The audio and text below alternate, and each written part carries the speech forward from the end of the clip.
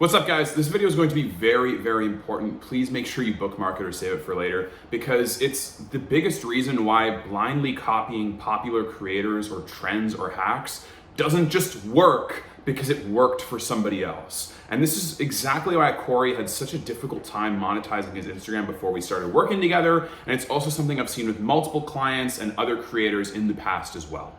So when Cory and I started working together, it was July of 2022. He was at around 10K a month. He was making all of his money through Facebook, where he was manually posting content himself. He was writing the copy, he was doing the videos, he was doing the pictures, but for some reason he couldn't get any clients from Instagram. And the reason for that is because he had a team doing his Instagram content, and the content just wasn't hitting. Now, weren't they just kind of doing the same thing that he was doing on Facebook? Well, not really. The people managing his content on Instagram were also people who managed large shout-out pages on Instagram as well. And if you don't know what shout-out pages are, they're pages with millions of followers who other business owners pay in order for them to promote their brand and get other consumers to follow their page. The followers that these pages have, they're in the millions, high hundred thousands, like 800K to at least 1.5 million. Their audience isn't made up of business owners. So when these business owners buy shout-out campaigns from these pages and get these pages to promote the business owners to their audiences, they're populating their own page with consumers. So therefore, the content that these shout-out pages make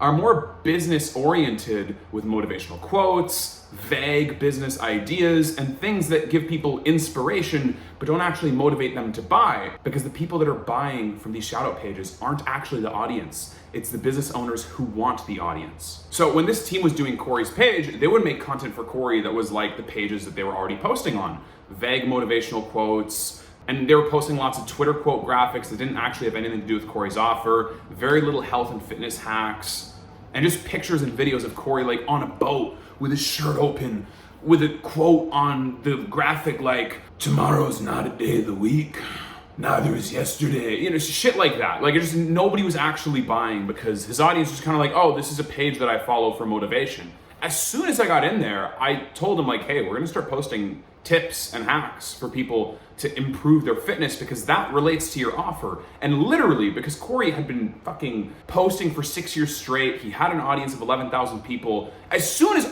we just dialed in the messaging, he started making money. 3 months in, he doubled his revenue. Less than 9 months total, he was at 50K a month. And so the lesson here isn't copy what other people are doing that works, because you need to understand what's their offer, who are they selling to, what are the main pain points of their audience that's ultimately going to get them to buy. For those shout out pages, yeah, they had a large audience of consumers, but they're ultimately selling to business owners. So they're appealing to business owners by saying, hey, look, we have these people here who are just kind of following us. They don't buy anything from us, but they can buy stuff from you. What those business owners need to do is, when they get the followers from the shout out pages, actually create content that relates to the offer. Because Cory was just continuing to post vague, inspirational, motivational quotes, nobody actually bought his shit.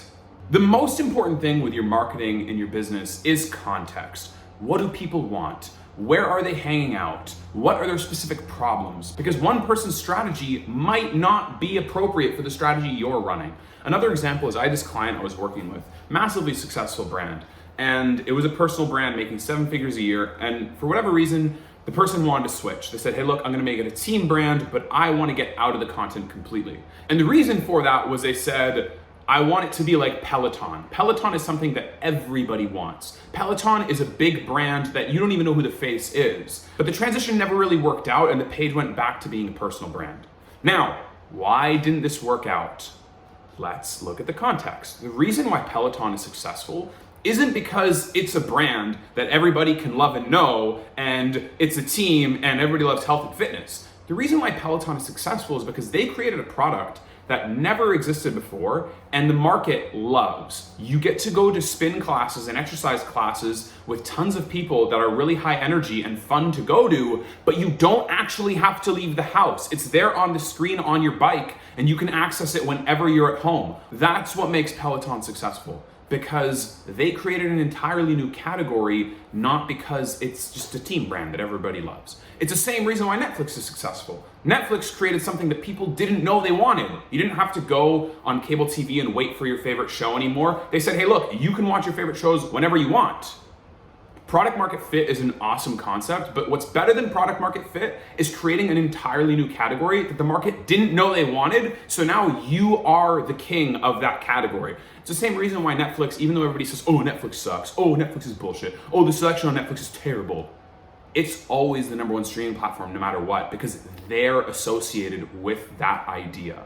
They're associated with that business model. What that person failed to take into context was the reason why Peloton was successful isn't the same reason why the business was successful. So trying to make it like Peloton based on some variable that isn't even the reason that drives all their profit wasn't gonna work. And you see this with so many big creators as well. It's one of the reasons why I hate the advice that you are the niche. No, you're not. And big creators telling you that you are the niche already have massive followings from something they built due to doing one thing. Hormozi did Gym Launch forever, and he almost failed at that like how many times if you read his books. Gary Vee started with wine, Joe Rogan started with comedy, and he was also in the UFC when they first started. He's been there forever. These people have massive brands because they actually were known for something specific once upon a time, and they have massive staying power and just never quit and got around the right people, built their network, built up their overall notoriety, etc., etc. People care about what Hormozi says now because he's famous. People care about what Joe Rogan says now because he's famous. People care about what Gary Vee says now.